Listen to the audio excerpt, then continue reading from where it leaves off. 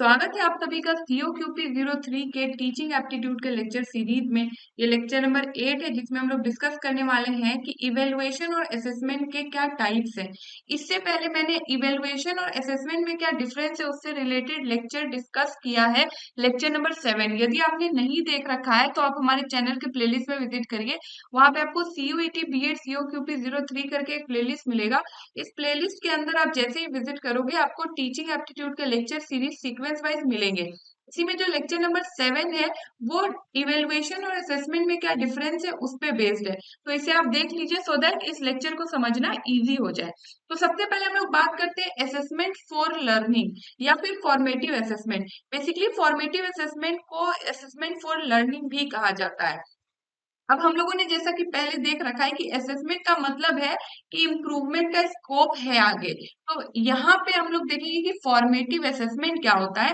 Basically हम लोग यहाँ पे बीइंग अ टीचर ये देखते हैं कि स्टूडेंट का क्या प्रोग्रेस हुआ है और लर्निंग के दौरान स्टूडेंट को और किस तरह की नीड है, किस तरह के टॉपिक्स को और ज्यादा पढ़ाने की जरूरत है, किस तरह के एग्जाम्पल्स को और यूज करने की जरूरत है, इस तरह की चीजें देखी जाती है फॉर्मेटिव असेसमेंट के अंदर।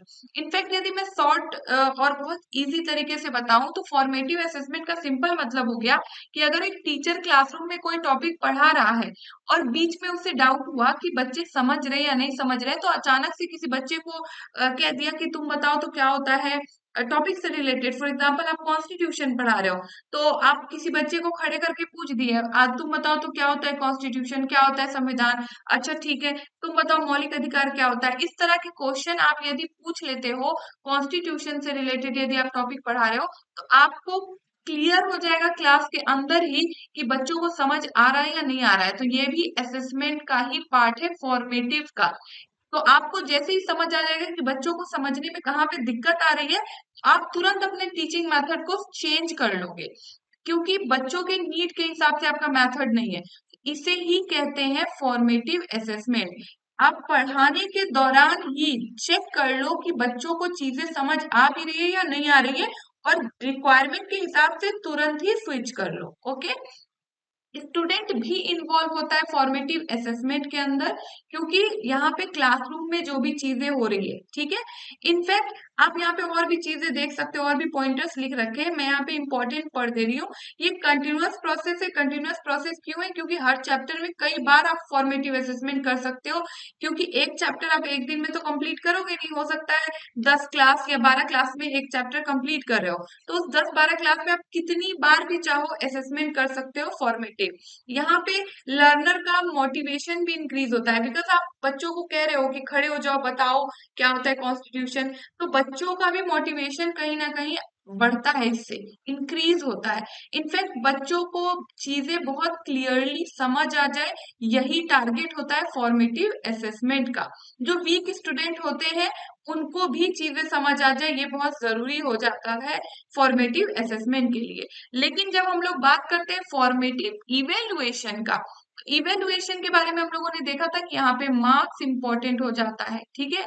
यहाँ पे फर्दर स्कोप नहीं होता है इम्प्रूवमेंट का, लेकिन फॉर्मेटिव में इम्प्रूवमेंट का स्कोप होता है। तो अब कैसे, किस तरह के इवेल्युएशन होंगे जिसमें कि फर्दर इम्प्रूवमेंट के स्कोप होंगे? तो बेसिकली मंथली टेस्ट, एक महीने में एक बार टेस्ट होना, या फिर आप वीकली क्लास टेस्ट ले रहे हो, या एक पीरियोडिक लेवल पे कोई टाइम ड्यूरेशन के बेसिस पे आप टेस्ट ले रहे हो। इस तरह के टेस्ट आप लेते हो एक सेशन के अंदर, कई बार लेते हो। इसके पीछे रीजन क्या होता है? आप मार्क्स भी अलॉट करोगे तो ये खुद ब खुद इवेल्युएशन हो जाएगा और आप देखोगे कि बच्चों में कहाँ गड़बड़ी आ रही है, आप उसे देख लिए हो, उसके बाद आप इसमें इम्प्रूवमेंट करोगे। अगेन मैं रिपीट कर रही हूँ, आप इसमें इम्प्रूवमेंट करोगे। इसीलिए फॉर्मेटिव इवेल्युएशन कहलाता है। रचनात्मक यानी कि इसके बाद भी रचना होगी बच्चों के बिहेवियर में, बच्चों के टीचिंग में, बच्चों के सीखने की प्रक्रिया में आगे भी बदलाव किए जाएंगे एग्जाम होने के बाद भी। ना, यहाँ पे टीचर फीडबैक प्रोवाइड करता है स्टूडेंट को ताकि वो इम्प्रूव कर सके अपने चीजों को। इनफैक्ट यहाँ पे बच्चों की लर्निंग एबिलिटी भी बढ़ती है, इनफैक्ट मानसिक रूप से उनकी वृद्धि भी होती है।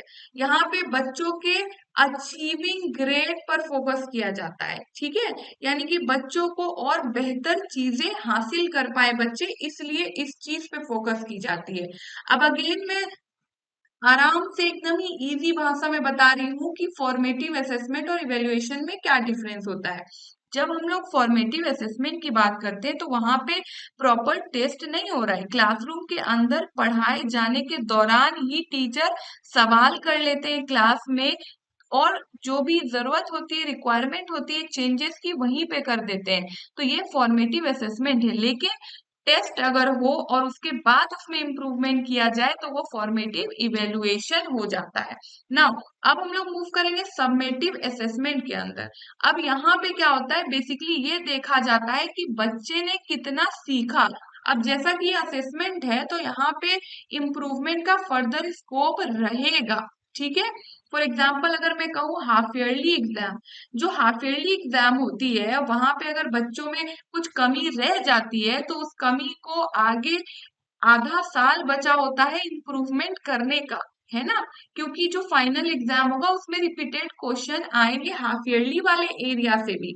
तो बेसिकली सबमेटिव असेसमेंट के अंदर भी स्कोप होता है फर्दर इम्प्रूवमेंट का। यहाँ पे आप रीड कर सकते हो, इसके कुछ फीचर्स दे रखे हैं।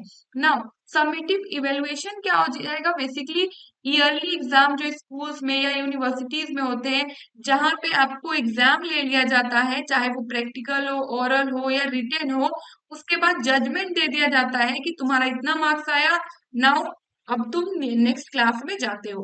तो यहाँ पे आपको उसी क्लास के अंदर इम्प्रूवमेंट का कोई स्कोप नहीं मिला, तो इसीलिए इसे समेटिव इवेल्युएशन कहते हैं।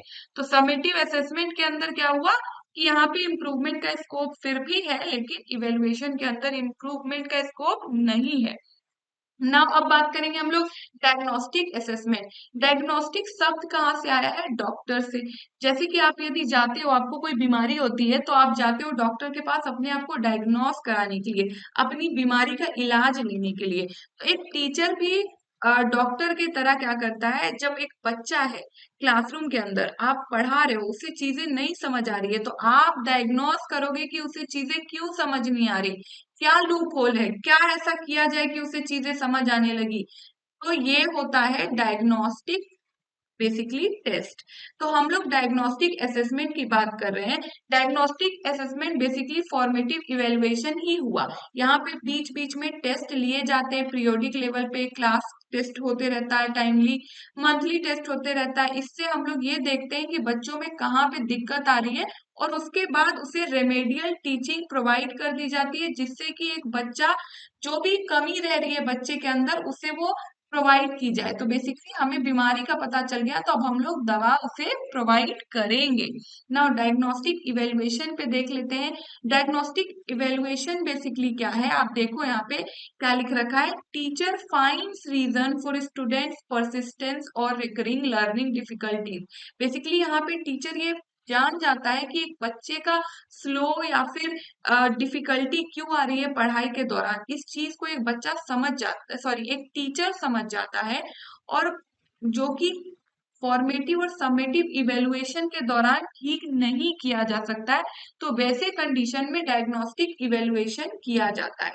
यहाँ पे बेसिकली डिटरमाइन किया जाता है कि आप इवेल्युएशन करोगे, आप ये चेक करने के लिए, बेसिकली देखिए, आपने पहले डायग्नोस किया, ठीक है, आपको प्रॉब्लम पता चल गया, आपने रेमेडियल टीचिंग प्रोवाइड किया, आपने फिर से टेस्ट लिया, ठीक है, अलग से, कि आपने जो पढ़ाया वो बच्चा सीख पाया या नहीं सीख पाया, तो उसे ही डायग्नोस्टिक इवेल्युएशन कहते हैं। तो बेसिकली यहाँ पे ये देखा जाता है कि बच्चों को जो सिखाया गया उसमें इम्प्रूवमेंट हुआ भी है या नहीं हुआ है। तो आपको क्लियर हो गया होगा कि असेसमेंट के अंदर बेसिकली हम लोगों ने डायग्नोस्टिक असेसमेंट के अंदर क्या देखा, कि बच्चे का एग्जाम हुआ फॉर्मेटिव के दौरान ही, और वहां पे समस्या मिली, उसका समाधान किया गया, लेकिन आगे चल के समस्या का समाधान नहीं हुआ, दोबारा से बच्चों को अलग से पढ़ा कर उस टॉपिक को, और उसके बाद टेस्ट लिया गया उसी टॉपिक से रिलेटेड, तो उसे डायग्नोस्टिक इवेल्युएशन कहेंगे, और देखेंगे कि बच्चे में इम्प्रूवमेंट हुआ भी है या नहीं हुआ है। तो इसी से हमें पता चलता है कि क्लासरूम के अंदर कई सारे ऐसे बच्चे हैं जिनका लेवल अलग-अलग है। तो सेम उसी प्रकार से यदि कोई सीओक्यूपी 03 का प्रिपरेशन कर रहा है, तो कुछ बच्चे ऐसे होंगे जो खुद से प्रिपरेशन कर लेंगे, कुछ ऐसे होंगे जिसे प्रिपरेशन के रिक्वायरमेंट की ज़रूरत होगी, तो वो डायरेक्टली हमारे साथ जुड़ सकते हैं, हमारा ऐप इंस्टॉल कर सकते हैं। गूगल प्ले स्टोर पे ईज़िली अवेलेबल है। जैसे ही आप ऐप इंस्टॉल करोगे, आपको BEd entrance and BEd special education करके एक टाइल दिखेगा। आप इसमें विजिट करोगे तो आपको सीओक्यूपी 03 का एक कोर्स देखने को मिलेगा, जो कि स्पेशली बेस्ड है सिलेबस के ऊपर ही, जैसे कि teaching aptitude, GK, mathematics, science and environment, social sciences, art, music, yoga, theatre and sports जैसे टॉपिक। इसी सिलेबस पे बेसिकली बेस्ड है हमारा स्टडी मटेरियल, लेक्चर सीरीज जो कि रिकॉर्डेड लेक्चर सीरीज है, लेटेस्ट पैटर्न पे बेस्ड है mock test. In fact same price के अंदर आपको लेक्चर्स, मॉक टेस्ट और सब्जेक्ट वाइज क्विजेस देखने को मिल जाएगा, बहुत ही लो एंड रिजनेबल प्राइस के अंदर, क्योंकि ये कंप्लीट पैकेज है कोर्स का।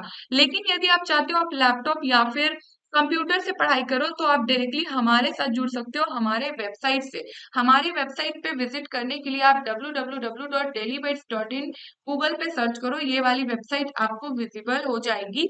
सिंपली आप डेलीबाइट्स की वेबसाइट में जैसे ही विजिट करोगे, आप यहाँ पे लॉगिन वाले सेक्शन में खुद को टैप करोगे। लॉगिन करते ही आपको यहाँ पे रजिस्टर का बटन दिखेगा, आप खुद को रजिस्टर कर लो। आप जैसे ही रजिस्टर करोगे, आपके ईमेल पे कंफर्मेशन जाएगा, तो आप वहां से ओके करते हो, तो आप डेली बाइट्स के वेबसाइट पे फर्दर लॉगिन कर पाओगे। तो ईमेल आईडी और पासवर्ड के हेल्प से आप लॉगिन कर लोगे। यहाँ पे फर्दर लॉगिन करते ही आपको 4 टाइल्स देखने को मिलेंगे। इसमें आप व्यू ऑल कोर्सेज वाले सेक्शन में विजिट करिएगा, बिकॉज यहीं पे आपको सारे कोर्सेज डेली बाइट्स के देखने को मिल जाएंगे।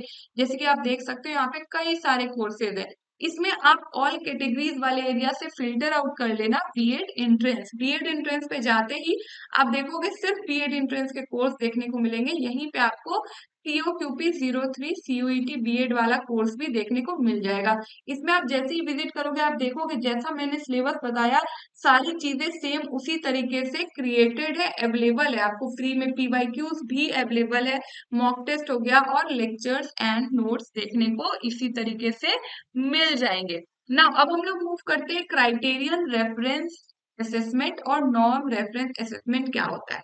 सबसे पहले हम लोग बात करते हैं एंट्रेंस एग्जाम की। आप लोग अभी एंट्रेंस एग्जाम दोगे, तो ऐसा होगा कि कई सारी यूनिवर्सिटीज अपना लिस्ट निकालेगी कि 300 नंबर मान के चलते हैं टोटल है, तो उसमें जो भी 200 के ऊपर लाया है वो सभी पास है ना, क्वालिफाई है। तो ये क्या हो गया, 200 कट ऑफ फिक्स हो गया। तो इसी कट ऑफ को क्राइटेरिया कहते हैं, यानी कि इसको पार करने वाले हर व्यक्ति पास है। इनफैक्ट आप कोई गवर्नमेंट जॉब की भी एग्जाम देते हो, तो एक मिनिमम मार्क्स होता है कि 100 में से यदि आप 30 लाते हो तो आप पास हो, है ना। तो 30 लाते ही आप पास हो जाते हो, आपने एक जो क्राइटेरिया उसको फुलफिल किया है, ठीक है। तो इसे कहते हैं क्राइटेरियन रेफरेंस। ये दोनों ही नॉर्म रेफरेंट और क्राइटेरियन दोनों ही स्टैंडर्डाइज टेस्ट है। बेसिकली इससे लिया ही इसलिए जाता है क्योंकि कोई पर्पस होता है एग्जाम का। जैसे कि एंट्रेंस एग्जाम पर्पस है ना, कि एग्जाम लेना है और इनफैक्ट बच्चों का एडमिशन करवाना है। अच्छे जो बच्चे हैं उनका एडमिशन अच्छे जगह पे हो जाए, यही टारगेट होता है गवर्नमेंट का, इसीलिए एंट्रेंस एग्जाम हो रहा है। लेकिन जब आप देखोगे कि क्राइटेरियन रेफरेंट, आप एक क्राइटेरिया पार कर लेते हो, ठीक है, तो इसे ही क्राइटेरियन रेफरेंस कहते हैं। लेकिन आप देखोगे कि उसके बाद भी रैंक लिस्ट आ जाती है। तो ये जो रैंक लिस्ट है कि आपने क्राइटेरिया पार कर लिया, उसके बाद भी रैंक लिस्ट आ गई, और रैंक के बेसिस पे हम लोग कंपेयर कर सकते हैं कि 1 रैंक वाले का ज्यादा आया होगा, 6 वाले का कम आया होगा।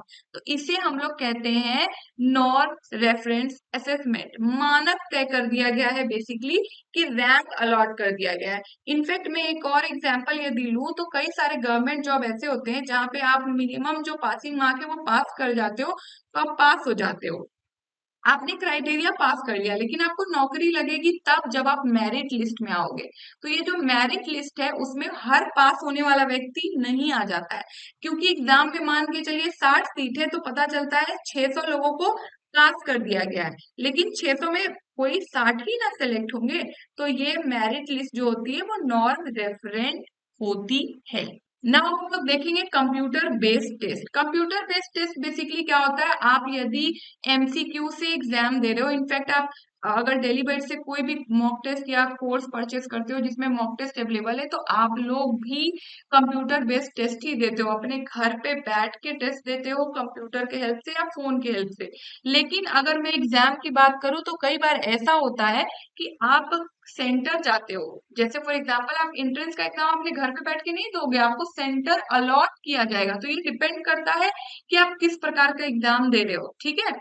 तो एमसीक्यू टेस्ट जो होते हैं कंप्यूटर बेस्ड, वो कंप्यूटर बेस्ड टेस्ट होते हैं, सेंटर पे भी हो सकता है, घर पे भी हो सकता है। इस एग्जाम से बेसिकली क्या हुआ है, जो इंटरनेट यूजर लोग हैं, इंटरनेट यूज करने वाले लोग हैं, उनकी संख्या बहुत तेजी से बढ़ी है। इनफैक्ट जो मनुष्य होते हैं, ह्यूमंस होते हैं, उनसे जो गलतियां हो जाती है, या वो लोग बायस हो जाते हैं, बायस यानी कि अपने लोगों को ज्यादा नंबर देना, इस तरह की चीजों का कहीं ना कहीं रोक हो गया है, रुक गई है चीजें। इनफैक्ट जो ऑनलाइन एग्जाम है, मॉक टेस्ट है, इससे लोगों ने कंप्यूटर का बहुत ज्यादा यूज करना स्टार्ट कर दिया है। इनफैक्ट यहाँ पे आप देख रहे हो ओएमआर भी लिख रखा है, तो देखिए कंफ्यूज मत होइए। ओएमआर का मतलब है, यहाँ पे मैंने जो इमेज लगा रखा है इसी को आपको कलर करना होता है, लेकिन ये ओएमआर चेक भी तो होता है कंप्यूटर से ना, इसलिए यहाँ पे मैंने इंक्लूड कर रखा है ओएमआर भी। This was it for this video lecture. बाकी आप लोगों को कोई डाउट रह जाता है टीचिंग एप्टीट्यूड के मेरे किसी भी लेक्चर से रिलेटेड, तो आप लोग डायरेक्टली मुझसे इंस्टाग्राम पे जुड़िए, मेरी आईडी की लिंक डिस्क्रिप्शन बॉक्स में दी होगी, या फिर सिंपली आप इंस्टाग्राम पे सर्च करिए dailybits_nupur, और मुझसे जुड़कर आपके जो भी डाउट्स हैं उसे आप वहां पे सॉल्व कर सकते हैं।